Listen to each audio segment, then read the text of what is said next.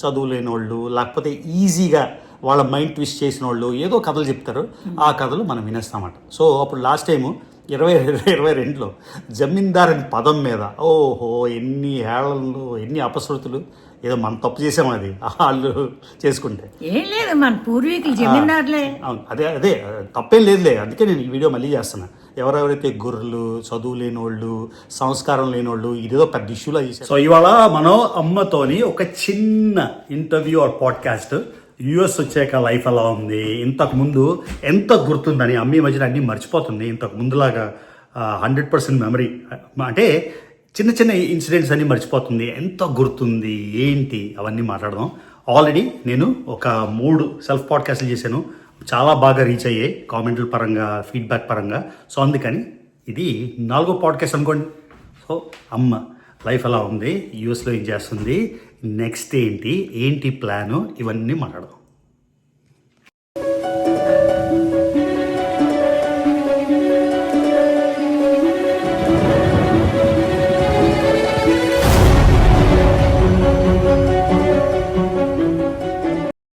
So ఈ video అయితే ఒక రోజు ముందు రికార్డ్ చేస్తున్నా, కానీ ఇది పోస్ట్ చేసేది నెక్స్ట్ డే.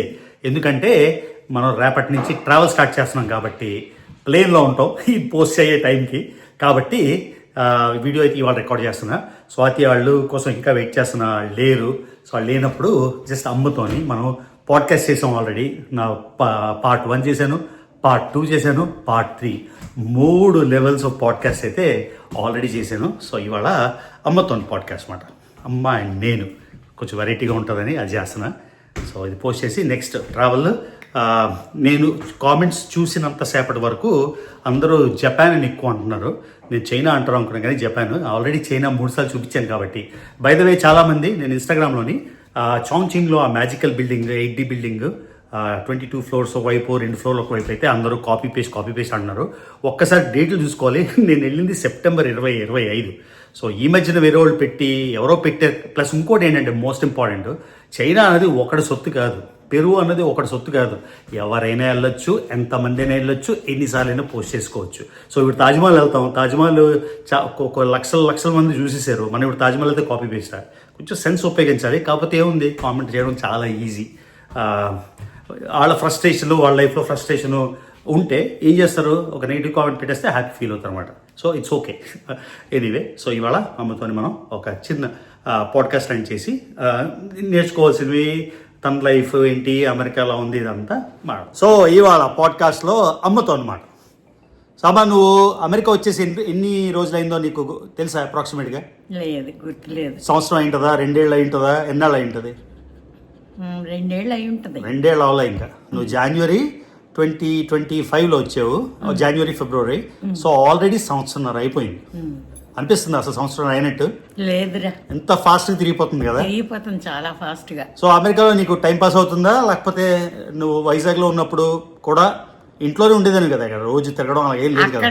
అక్కడ ఎలా ఉన్నానో ఇక్కడ అలాగే ఏం తేడా లేదు. కానీ ఓవరాల్గా weather wise, facilities wise life ఎక్కడ బాగుందో అక్కడ బాగుంది అంటే నీ పర్స్పెక్టివ్లో?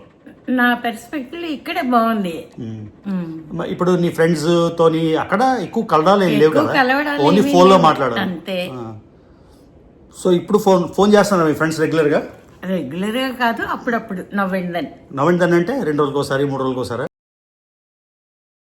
సో పొద్దున్న లేచినప్పటి నుంచి ఏం చేస్తామమ్మా చెప్పు, ఇక్కడ కెమెరా చూసి. లేచినప్పటి నుంచా, ఉదయం లేస్తాను, లేచి స్నానం పానం అయిపోయాక దేవుడికి దీపం పెట్టుకుని జపం చేసుకుంటాను. జపం చేసుకున్న తర్వాత మా కోడలు టిఫిన్ పెడుతుంది, తినేస్తాను. తినేసి వంటలో ఏదైనా సాయం చేస్తాను అంతే. సాయం చేయడం అంటే కోయడం అవునా? మరి ఇక్కడ ఎక్సర్సైజ్ ఎలాగా ఏం చేస్తున్నావు? ఎక్సర్సైజ్ ఏమీ చేయడం లేదు. అంటే ఇక్కడ నడుస్తున్నావు కదా? అంటే డెక్క మీద నడుస్తున్నాను. ఎన్ని రౌండ్లు అటు ఇటు? అటు ఇటు 20 సార్లు నడుస్తున్నాను. సరిపోతుంది ఎక్సర్సైజ్ అది? చాలు, సరిపోతుంది. సో రాత్రి నీకు ఈజీగా నిద్ర పట్టేస్తుందా, లేకపోతే స్ట్రగుల్ చేసి పడుకోవాల్సి వస్తుందా? లేదు, ఈజీగా నిద్ర పట్టేస్తున్నది. అవునా? ఓకే. ఆ తర్వాత నీకు మెమరీ ఎంత గుర్తుంది అని. ఇప్పుడు నేనే ఒక 10 ఏళ్ళు బ్యాక్ ఎంత మెమరీ ఉండేదో ఇప్పుడు తగ్గిపోయింది. ఇంతకుముందు ఏదైనా టకామని చెప్పేవాడిని, ఇప్పుడు అనుకుని చెప్పాల్సి కొంచెం వస్తుంది. ఆలోచించి కొంచెం అంటే అంటే ఒక 5% అనుకుందాం. సో నీకు ఎన్నేళ్ళు ఉంటాయమ్మా? నీకు తెలుసా? నీకే తెలియాలి. ఏ ఇయర్ పుట్టినట్టు చెప్పు, కరెక్ట్ చెప్పు. 44రా. 44 అంటే ఇప్పుడు ఎన్నేళ్ళు తెలుసా నీకు? ఎన్నేళ్ళు? 81, 82 వస్తుంది నవంబర్కి. అబ్బా అసలు ఆక్టోజెనేరియన్. అసలు 80 అంటే అబ్బా అనిపిస్తుంది. 80 ఏళ్ళు అంటే దేవుడి దయ, రిలేటివ్గా హెల్తీగా ఉన్నట్టే కదా. So very good. అందుకే ఎక్కువ నడాలి. సో 1944 ఏ మంత్? నవంబర్ 23. నవంబర్ 23. నీ పుట్టినరోజు నాడే ఒక ఫేమస్ పర్సన్ ఒక ఆయన పుట్టారు. సాయిబాబా. సత్యసాయిబాబా భక్తులు ఎవరైనా ఉంటే నవంబర్ 23 పుట్టపర్తి సాయిబాబా. ఆయన బర్త్డే, అమ్మ బర్త్డే సేమ్ రోజు. ఓకే. సో తర్వాత లాస్ట్ టైము నువ్వు ఒకసారి మనం జమీందారులు రా అనేదో అన్నావు కదా, అప్పుడెప్పుడో 2022లో. దాని గురించి ఇంటర్నెట్లో వీడియోలు చేసి ట్రోలింగ్ చేసి జమీందారులట అదట అని ఎటకారంగా. ఇప్పటికి కూడా నాకు జమీందార్ అంటారు. అంటే జమీందార్ అవడం ఏదైనా బ్యాడ్ టర్మా? అది తప్ప బ్యాక్ సైడ్ ఏం కాదు, అది వంశపారంపర్యంగా వచ్చింది కదా. అసలు జమీందార్ అంటే అర్థం ఏంటంటే, జమీన్ అంటే భూమి. ఓకే. జమీందార్ అంటే భూమి ఉండేవాళ్ళు ఎవరైనా జమీందారే. మనకు ఎలాగైపోయిందంటే జమీందార్ అంటే ఏదో 1000 ఎకరాలు ఉంటేనే జమీందారు.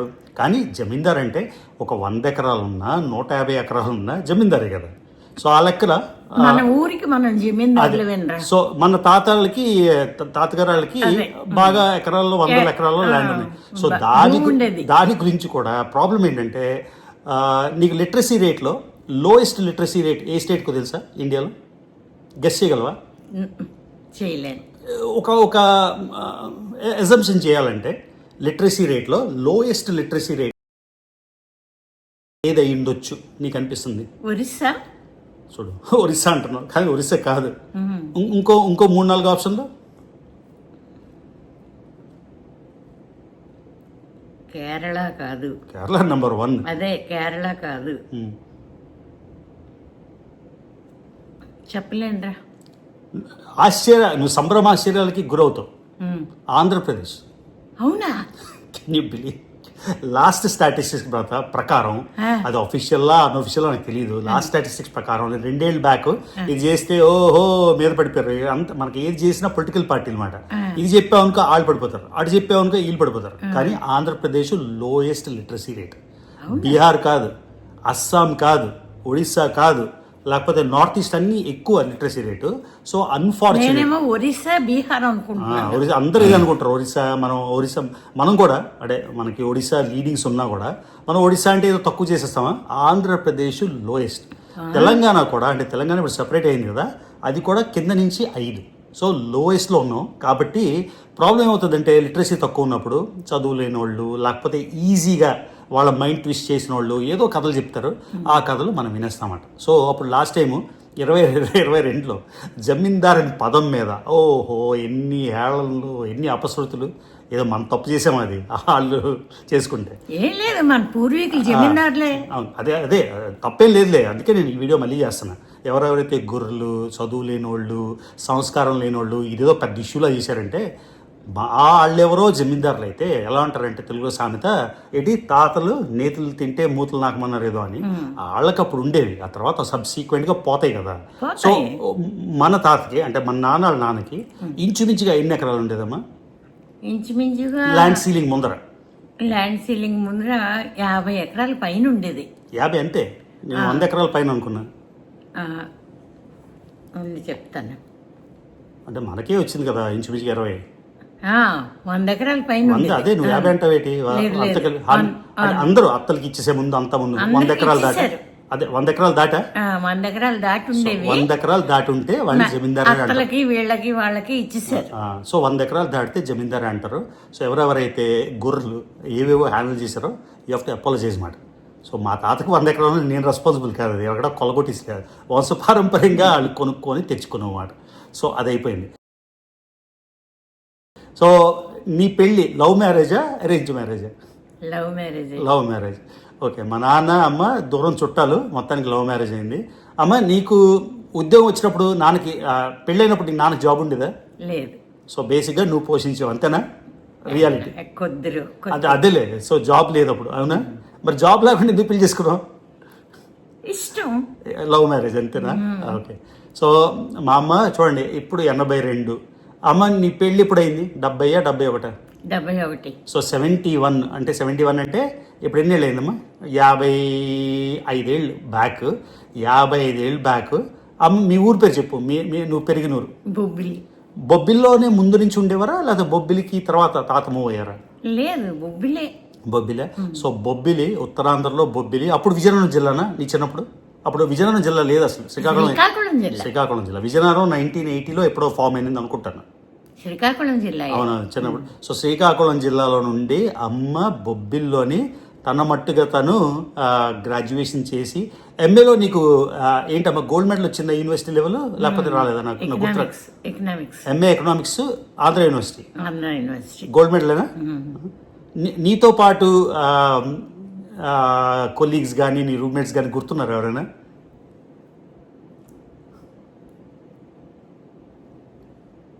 గుర్తులేరు. చంద్రకళ ఉండేది. వాళ్ళు కాదు, మోహన్ కంద వాళ్ళ ఆవిడ మర్చిపోవా? ఉషా కుమార్ ప్రిన్సిపల్ సెక్రటరీ ఉండేవారు కదా ఆంధ్రప్రదేశ్ గవర్నమెంట్కి. ఆవిడ నీ రూమ్మేటనా? రూమ్మేటా లేకపోతే యూనివర్సిటీ మేట్? లేదు, రూమ్మేట్. ఇప్పుడు టచ్లో లేరు కదా అసలు? నాకు బాగా గుర్తుంది, ఒకసారి మోహన్ కంద గారు వాళ్ళ అమ్మాయి ఇన్స్టాగ్రామ్లో దొరికింది ఐడి. సో నేను మెసేజ్ చేశాను అనమాట. మెసేజ్ చేసి ఇలాగా మా అమ్మగారు రూమ్ క్లాస్మేట్స్ ఎకనామిక్స్లోని అని చెప్తే ఆవిడ కూడా మాట్లాడింది. అప్పుడు నేను సెంట్రల్ వచ్చేసాక ఇక్కడికి వచ్చేసాక యూఎస్ వచ్చేసాక ఆ అమ్మాయి సింగపూర్లో ఉందనుకుంటా. అంటే టచ్ అది పోయింది కదా.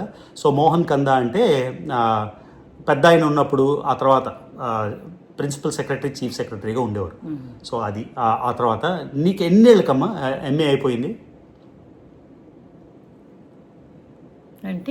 అంటే నువ్వు చెప్పావు కదా యూజువల్గా అందరూ అసిస్టెంట్ లెక్చరర్గా జూనియర్ లెక్చరర్గా జాయిన్ అవుతారు, కానీ నువ్వు డైరెక్ట్గా లెక్చరర్గా జాయిన్ అయ్యాను because of the interview.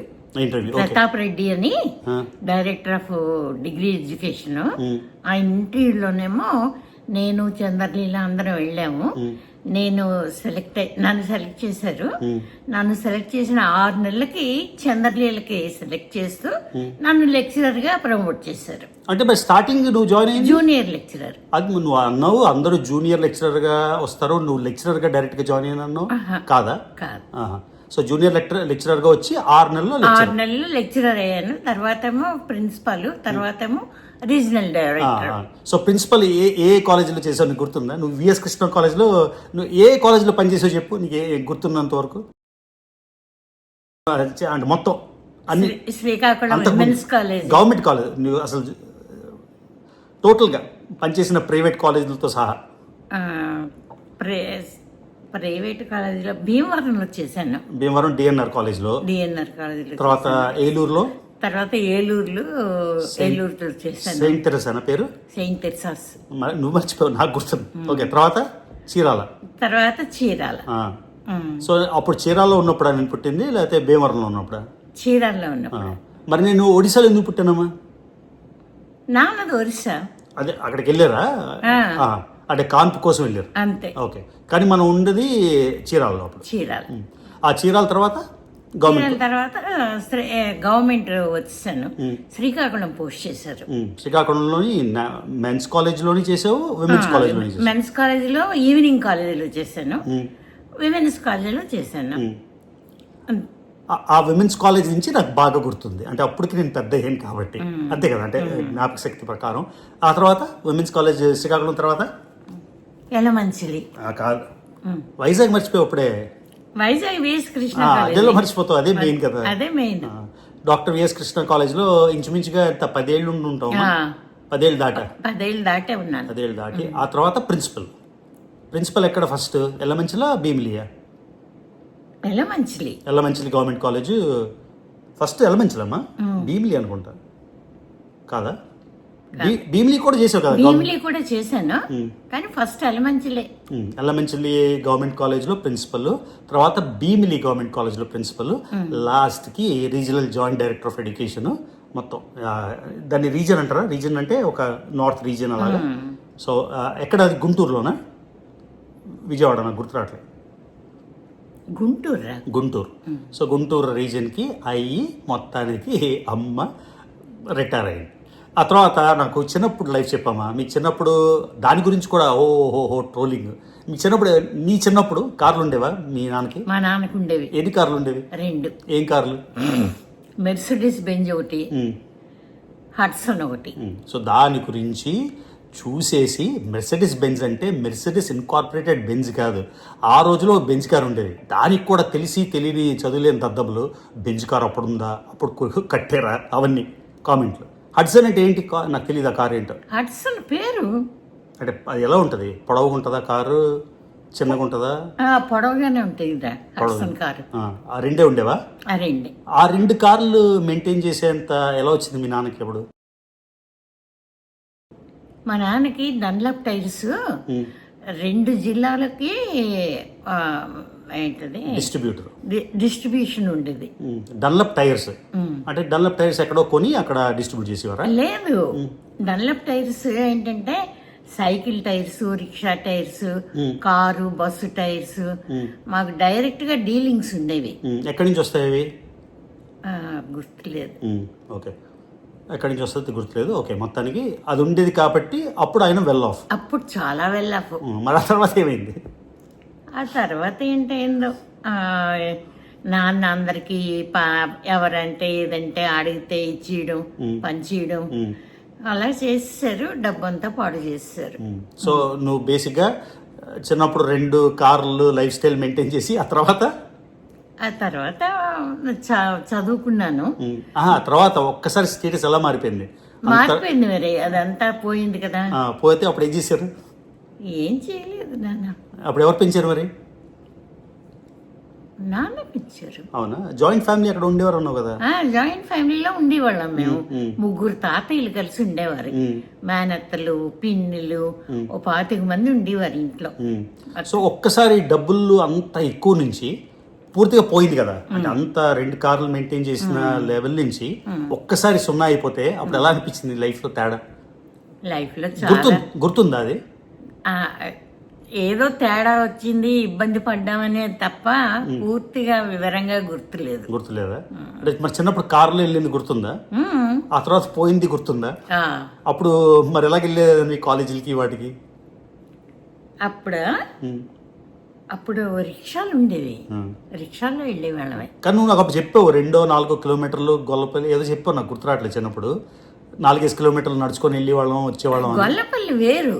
Gollapalli కాదు అయితే, జనరల్ లాంటిది గొల్లపల్లి. ఆవిడ వచ్చేదా? ఆవిడ అక్కడి నుంచి వచ్చేది. అక్కడ మా ఇంటికి వస్తే మేము ఇద్దరం కలిసి కాలేజీకి వెళ్ళేవాళ్ళం.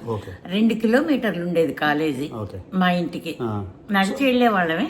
నువ్వు బిఏ కానీ ఎంఏ కానీ చదివిన రోజుల్లో ఫైనాన్షియల్ ఇబ్బందులు ఉండేవా? ఉండేది. ఎంఏ చదివేటప్పుడు కొంచెం ఫైనాన్షియల్ గా ఇబ్బంది పడ్డాము. మరి ఎలాగా? అప్పుడు గవర్నమెంట్ కాలేజ్ అంటే ఫీజు ఫ్రీయా? ఫీజు ఫ్రీయే కదా యూనివర్సిటీలో? మరి ఇంకేంటి ఇబ్బంది? ఫైనాన్షియల్ ఇబ్బంది మరి హాస్టల్ ఫీజు. హాస్టల్ ఫీజు కట్టాలా? మరి ఎవరికి కట్టేవారు అదంతా? నాన్నే కట్టేవారు, ఎంతో ఇబ్బంది పడుకొని. మీ నాన్న? ఓకే, అవును. సో ఇవన్నీ ఏవో మేకప్లు అవన్నీ కాదు, జమీందార్ది కరెక్టే మా నాన్నల వైపు. ఆ తర్వాత అది పోయింది. వీళ్ళ వైపు పాపం ఆయన పెద్ద బిజినెస్ మ్యాన్, అది చిన్నప్పుడే పోయింది. సో ఎవరో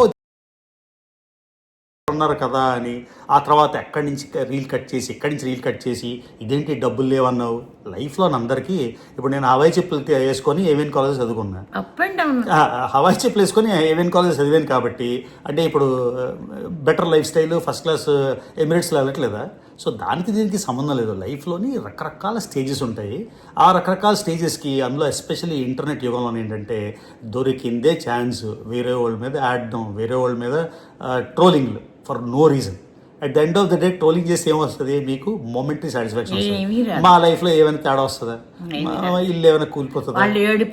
ఎగ్జాక్ట్లీ, ఏమీ తేడా రాదు. ఒక మెంటల్ ఇబ్బంది క్రియేట్ చేయడానికి, మెంటల్గా మీరు సాటిస్ఫై అవడానికి, అంతేగాని లైఫ్లో ఎటువంటి తేడా రాదు. చాలా ఇంపార్టెంట్. అలా అనుకుంటున్నారు, మెంటల్ గా డిస్కరేజ్ అయిపోతామని. ఎందుకు అవుతాం? సరే, అది వదిలేసేమా. ఇంకా నెక్స్ట్ చెప్పు. ఇంకే సో నువ్వు జీవితంలో నేర్చుకున్న పాఠాలను ఇంపార్టెంట్వి అంటే నీకు 82 ఏళ్ళు కాబట్టి నీ ఎక్స్పీరియన్స్లోని ఇప్పుడు జనరేషన్ కానీ యూత్కి కానీ చెప్పాల్సినవి ఏమైనా ఉన్నాయా? చెప్పాల్సింది ఏంటంటే నాకు తెలిసినంత వరకు వీలైనంత వరకు చేతనైనంత వరకు ఉపకారం చెయ్యాలి.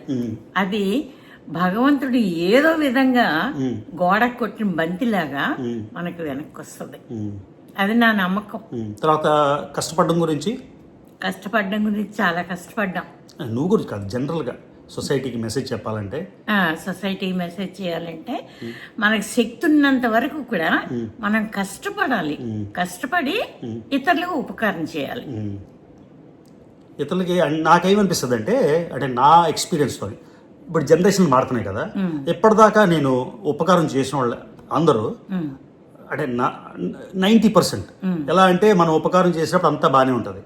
మనం కొంచెం మారిందా మన లెవెల్ అని అంటే రియాలిటీ కాదు, పర్సెప్షన్ అనమాట. అంటే ఫర్ ఎగ్జాంపుల్ వేరే సొసైటీ లెక్కలోని ఓకే ఈడి పని అయిపోయింది అని అనుకున్నారు అనుకో, వాళ్ళ బిహేవియర్ మారిపోతుంది. అంటే నేను నా ఎక్స్పీరియన్స్ చెప్తున్నా, ఒక 10-15 మందికి మనం సాయం చేసాం అనుకున్నాం, ఆ 15 మంది మనం బాగున్నంతకాలం బాగానే ఉంటారు. ఒక్కసారి మన లైఫ్లో తేడా వచ్చింది అనుకో, ఓకే మనం ఎవరో వాళ్ళకి కనబడం, పత్తా లేకుండా వెళ్ళిపోతారు. సో ఈ ఎక్స్పీరియన్స్ చేశాక అంటే ఇలాగ ఒక 10-15 ఎపిసోడ్లు అయ్యాక మనకి ఇంకా వేరే వాళ్ళకి హెల్ప్ చేయాలి అని ఫీలింగ్ ఉంటుందా మనకి? జనరల్ నీ గురించి కాదు, జనరల్గా ఒక 15 బ్యాడ్ అది మెంటాలిటీ మీద ఆధారపడింది. ఒకటి మెంటాలిటీ ఏంటంటే ఉపకారం చేసే బుద్ధి ఉన్నవాడు ఎప్పుడు కూడా తనకంటే తక్కువ ఉన్న వాళ్ళకి ఉపకారం చేయడానికే ప్రయత్నిస్తాడు. ఎందుకంటే కానీ అలా 10-15 సార్లు దెబ్బలు తగిలేక అంటే మనం ఎవరికైతే సాయం చేసామో ఆడే మన మీద పడి మనకి అన్ని రకాలుగా నెగిటివ్ చేసినప్పుడు మళ్ళీ ఇంకోసారి సాయం చేయాలని అనిపిస్తుందా? నా గురించి కాదు, జనరల్గా మనుషులకి. అది మనస్తత్వం మీద ఆధారపడిందిరా. ఎవరి మనస్తత్వం ఏంటో వాళ్ళకి సాయం చెయ్యం. మరొకరు లో లెవెల్లో ఉన్న వాళ్ళు, అవసరం ఉన్న వాళ్ళు, నీడీ పీపుల్కి మనం చేస్తాం. సో ఇది ఓవరాల్గా మరి ఒక్కసారి చూస్తాను ఎంత వచ్చిందా లెంత్. ఓకే అమ్మా, ఇంకెవరు ఉన్నాయో చెప్పాల్సింది? ఆల్మోస్ట్ 20 నిమిషాలు మాట్లాడేసినట్టు ఉన్నాం, కానీ ఈ లైఫ్ టైం ఎక్స్పీరియన్స్లు మాట్లాడాలంటే ఎన్ని నిమిషాలు కూడా సరిపోదు. సో ఇప్పుడు నీకు ఎలా అనిపిస్తుంది? ఇక్కడ సంవత్సరం అయిపోయింది, మళ్ళీ ఇండియా వెళ్ళాలి, లేకపోతే అక్కడ MVP కాలనీ ఇంట్లో ఉండాలి, అలాగేమైనా ఉందా? లేకపోతే ఎక్కడున్నా ఒకటే అనిపిస్తుందా నీకు పర్సనల్గా? MVP కాలనీలో ఉంటే బాగుండేది అనిపిస్తుంది. ఎందుకంటే అక్కడ చాలాళ్ళు ఉన్నాం కాబట్టి చుట్టుపక్కల వాళ్ళందరూ పరిచయం తెలుస్తుంది. మన చుట్టాలు, బంధువులు, కావాల్సిన వాళ్ళు అందరూ ఎక్కడెక్కడికో వెళ్ళిపోయారు కదమ్మా, ఉండేవారు. ఆ చుట్టుపక్కల ఉన్న పెర్మనెంట్ ఇంట్లో ఉండేవాళ్ళు ఇప్పటికీ కూడా మనం వెళ్తే ఆదరాభిమానులతో చూస్తారు, ఫ్రెండ్లీగా ఉంటారు. ఇప్పుడు నువ్వు ఇండియా వెళ్తే నాకు తెలియదు నువ్వు ఉండగలవలేదో. నేను ఫర్ ఎగ్జాంపుల్ నేను ఎక్కువ వెళ్తుంటాను కదా, ఎట్లా ఎస్పెషలీ వైజాగ్లోని అక్టోబర్ 2వ వారం వరకు భరించలేని వేడి. అంటే ఎస్పెషల్లీ ఇక్కడి నుంచి వెళ్తే ఆల్రెడీ అక్కడే ఎప్పుడు ఉన్నాం అనుకో మనకు తేడా తెలియదు, కానీ బయట నుంచి వస్తే అంటే నేను వెళ్ళిన ప్రతిసారి నాకు 2 to 3 days పడుతుందమ్మా అడ్జస్ట్ అవడానికి. కానీ హైదరాబాద్లోని సమ్మర్ తీసేస్తే జూలై నుంచి హైదరాబాద్లో హాయిగా ఉంటుంది, ఎందుకంటే అక్కడ వెదర్ బట్టి. కానీ వైజాగ్లో మాత్రం అసలు ఉడికెత్తేస్తుంది. మరి నువ్వు మాట్లాడుతుంటావు కదా సాలే లాంటితోని వీళ్ళతోని వాళ్ళు ఏమంటారు, ఎలా ఉందంటున్నారు వెదర్? వాళ్ళకి అక్కడ అలవాటు అయిపోయింది. అలవాటు ఉన్నారు, వేడే కదా, అలవాటు అయిపోయింది. సముద్ర తీరం కదరా, అలాగే. ఎస్పెషలీ మన ఇంట్లో బయట ఇప్పుడు ఫర్ ఎగ్జాంపుల్ నేను శివాజనాల ఇంటికి వెళ్ళినా లేకపోతే లక్ష్మణాల ఇంటికి వెళ్ళినా అక్కడ బాగానే ఉంటుంది. మరి MVPలో ఏ వేసి కట్టారో నాకు తెలియదు, కానీ మన ఇల్లు ఎస్పెషల్లీ లోపల ఎలాగంటే ఒక ఏమంటారు సోనా ఉంటుంది చూడు, జిమ్లోని వేడి ఏమంటారు దానికి, ఉడుకుమోత ఉడికెత్తేస్తుంది కదా. మరి ఎందుకో నాకు తెలియదు, MVP ఇంటి నుంచి ఇప్పుడు లక్ష్మణ్ ఇంటికి వెళ్తాను నేను, ఆడింట్లో రిలేటివ్గా బాగానే ఉంటుంది. మన ఇంట్లో AC లేకుండా MVP ఇంట్లో అసలు ఉండలేమమ్మా. మరి ఆ పాత ఇంట్లో ఏంటిది కార్నర్ హౌస్, విండోస్ అన్ని ఎక్కువ ఉన్నాయి, డైరెక్ట్ గా పైన అందువల్ల విపరీతమైన వేడి నుంచి వేడి దిగిపోతుంది. నేనసే అసలు నువ్వు నమ్మవు, ఏసీ అక్కడ వెళ్ళినప్పుడు అక్టోబర్లోగా చెప్తున్నా, నవంబర్ డిసెంబర్ జనవరి అంతా బాగానే ఉంటుంది. అసలు బాత్రూంలోకి వెళ్ళి స్నానం చేసి వచ్చేసేసరికి చెమటలు వచ్చేస్తాయి. తట్టుకోలేని, కానీ ఒక 3 days ఒక 5 days అలవాటు అయిపోయాక బాగానే ఉంటుంది అన్నమాట. సో అమెరికాలో లైఫ్ బాగానే ఉంది అయితే, మొత్తం ఇటు అటు తిరుగుతూ ఓకేనా? ఇంకేనమ్మా విశేషాలు? సింహబాబు ఏం చేస్తాడు నీకు పొద్దున్న రాగానే దగ్గరకు వస్తాడు, నా కాళ్ళకి తగిలించుకొని కూర్చుంటాడు. పావం అంటాడు బుర్రంతా ఇలాగా. ఒకసారి ఆయన చూపిస్తాను ఎలా చూస్తున్నాడు, చూడండి ఎలా చూస్తున్నాడు. సింబకం దా దా దా ఎప్పుడు మమ్మల్ని చూసుకొని ఉంటాడు. ఎంత ప్రేమ అంటే అడిగి. ఇప్పుడు రాత్రి అక్కడ పడుకున్నాను నేను, ఇక్కడికి వచ్చాను సినిమా చూడడానికి. ఆవిడ వచ్చి ఇక్కడ పడుకుంటాడు నా పక్కన. చూడు దా సింబకం రానన్నా బంగారం ఏంటి ఆలోచిస్తున్నావు? సో ఇది గైస్, మరి అమ్మకి పడుకుని పోతాను రా అంటే వచ్చాడా? వచ్చి అలా పామాలు అడిగి వచ్చి ఇలా పామాలన్నమాట. వచ్చి నా కాలు తగులుకొని కూర్చుంటాడు ఇలా పామని. వాడికి ఎంత ఇష్టమో ఇలా పాము తింటే. సో బేసిక్గా అమ్మ పడుకుని పోతాను రా అంటే, లేదమ్మా ఒక్కసారి కూర్చో, మళ్ళీ నేను ట్రావెలింగ్ చేసేస్తే మళ్ళీ అవ్వదు ఛాన్స్, ఏదో కొంచెం ఒక 20 నిమిషాలు 25 నిమిషాలు వీడియో పడదామని ఈ వీడియో అయితే చేస్తాం. అది గైస్ పడుకుని పోదామా? ఇంకా తినేసావా? ఏముండేవి వాళ్ళ? అబ్బో ఏం లేదు, నీకు గుర్తులేదు. సో ఇలాంటివి పాతవన్నీ గుర్తుంటున్నాయి. ఇవాళ ఏముండేవు, ఏం తిన్నావు అంటే గుర్తుండదు. సో ఇవాళ సాంబార్ చేసావు, మష్రూమ్ కూర చేసావు, ఉసిరికాయ పచ్చడి చేసావు.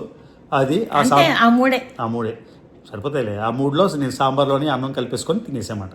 సో ఇది గైస్, వేరే వాళ్ళ మీద పడి ఆడడం ఈ మధ్యన చాలా ఫ్యాషన్ అయిపోయింది. జనాలు ఎలా అంటే వాళ్ళ లైఫ్లో ఫ్రస్ట్రేషన్స్ ఉంటే, ఆ లైఫ్లో ఫ్రస్ట్రేషన్స్ వాళ్ళకి జాబ్ లేకపోవడం, డబ్బులు లేకపోవడం, వాళ్ళ పక్కింటి వాళ్ళు ఎదిగిపోయి వెళ్ళిపోవడం చేసి భరించలేక వేరే వాళ్ళ మీద పడి ఆడడం చాలా ఫ్యాషన్ అయిపోయింది. ఇది మీరు చూడండి ఎక్కడైనా సరే ఎంత ఫ్యాషన్ అయిపోయిందంటే, ఎస్పెషలీ మేము అట్ ద రిసీవింగ్ ఎండ్ కాబట్టి మా పని మేము చేసుకుంటూ, మా డబ్బులతో మేము ట్రావెల్ చేస్తూ, మా డబ్బులతో మేము బతుకుతుంటే చాలా జరిగింది. అది గుర్తు తెచ్చుకొని అది ఒక ఇండెలిబుల్ మార్క్ లాగా. సో దీని గురించే కాంట్రవర్సీ అయిపోయింది, ఏదో భయపడిపోయాము, ఏదో జమీందార్ మీద ట్రోల్ చేసి భయపడిపోయి అనుకుంటారని ఈ వీడియో స్పెసిఫిక్గా ఈ జమీందార్ కాంట్రవర్సీ గురించి చేస్తాను అన్నమాట. సో ఈ వీడియోకి ఇంతే గైస్. మళ్ళీ వీలైతే ఇంకో పాడ్కాస్ట్ ఇంకోటి రికార్డ్ చేశాను వేరే వాళ్ళతో. తాత ముత్తాతలు వదిలేదు, చాలు చెప్పేసాం కదా మళ్ళీ అలా. సో వేరే పాడ్కాస్ట్ ఒకటి రికార్డ్ చేశాను, అది మన ట్రావెల్లో ఉన్నప్పుడు ఎప్పుడైనా రిలీజ్ చేస్తాను. సో ఈ వీడియోకి ఇంతే గైస్. యాజ్ ఆల్వేస్ నా వీడియోస్ చూస్తున్నట్టయితే మర్చిపోకుండా రవి తెలుగు ట్రావెల్ ఛానల్కి సబ్స్క్రైబ్ చేసుకోండి. See you in the next video. Travel video. చైనానా, జపానా, బైరేనా, దుబాయా, ఇండియానా, ఎక్కడికి వెళ్తామో తెలీదు, కాకపోతే సంథింగ్ ఇంట్రెస్టింగ్ అయితే డెఫినెట్గా చూపిస్తాను ట్రావెల్. సో చాలామంది అంటే మళ్ళీ ఈ లూజర్స్ కామెంట్లు ఏం పెడతారంటే, మనం ఇంట్లో వ్లాగులు పెడితే ఎవరే నువ్వు ట్రావెలర్వా అని. బుద్ధి లేని వాళ్ళకి ఏంటంటే, ట్రావెలర్ అనేవాడు 365 రోజులు ట్రావెల్ చేయడు. ఆ 365 రోజులు ట్రావెల్ చేసే వాళ్ళకి ఏంటంటే ఆ ట్రావెల్ హాబీ కాదు, అది జాబ్. అంటే ఆ ట్రావెల్ ద్వారా వ్లాగ్స్ ద్వారా నీ బ్రతుకుతలు వస్తే వాళ్ళు ట్రావెలర్ అనరు, వాళ్ళు జాబ్ చేస్తున్నారు అనమాట, travel job or YouTube job. మేము అలా కాదు, మేము ఒక హాబీ కోసం, హ్యాపీనెస్ కోసం తిరుగుతాం. కానీ ఛానల్ ఉంది కాబట్టి ఎంగేజ్మెంట్ కంటిన్యూస్గా ఉండాలి కాబట్టి ఇంట్లో ఉన్నప్పుడు హోమ్ వ్లాగ్స్, సినిమాలు చూసినప్పుడు సినిమా వ్లాగ్స్, లేకపోతే geopolitical analysis vlogs, travel చేసినప్పుడు travel vlogs. Just because travel ఒక 30 దేశాలు 40 దేశాలు వ్లాగ్స్ మన ఛానల్లో ఉన్నాయి. ఎవ్వరు చూపించిన ఫస్ట్లు అంటే కొన్ని వరల్డ్ వండర్స్ ఎవ్వరూ చూపించకముందు తెలుగులో మొదటిసారి నేను చూపించాను. కానీ అది ట్రావెల్ చేయనప్పుడు ఇంట్లో ఉన్నప్పుడు హోమ్ వ్లాగ్సే పెడతారు. ఒక్కసారి కామన్ సెన్స్ అన్నది నాకు తెలుసు, మనది లో లిటరసీ రేట్ కాబట్టి కొంచెం లిటరసీ ఉన్నోళ్ళు కూడా, అంటే ఓన్లీ లిటరసీ అంటే ఏబిసిడీలు వాళ్ళు చదువుకోవడం కాదు, దానికి చదువుతో పాటు సంస్కారం కూడా ఉండాలి. సంస్కారం పెట్టుకొని బుర్ర పెట్టుకొని ఆలోచిస్తే క్లియర్గా ఇది అర్థమవుతుంది. అర్థమైందా? సో అది guys. So see you in the next video.